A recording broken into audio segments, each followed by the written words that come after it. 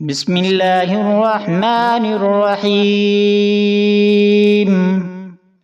اللهم اهدنا فيمن هديت وعافنا فيمن عافيت وتولنا فيمن توليت وبارك لنا فيما أعطيت وقنا شر ما قضيت فإنك لا تقضي ولا يقضى عليك إنه لا يذل من وليت ولا يعز من عاديت تباركت ربنا وتعاليت نستغفرك ونتوب إليك وصلى الله على النبي الأمي.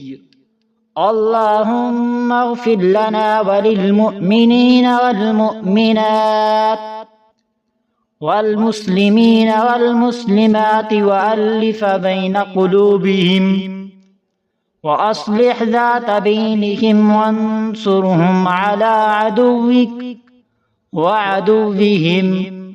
اللهم لعن الكفرة الذين يصدون عن سبيلك ويكذبون رسلك ويقاتلون أولياءك.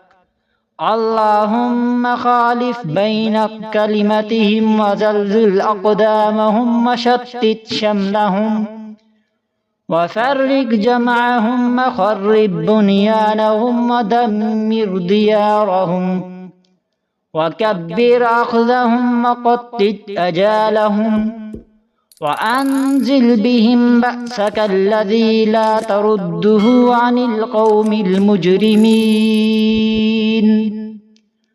اللهم إنا نتوكل في نحورهم ونعوذ بك من شرورهم.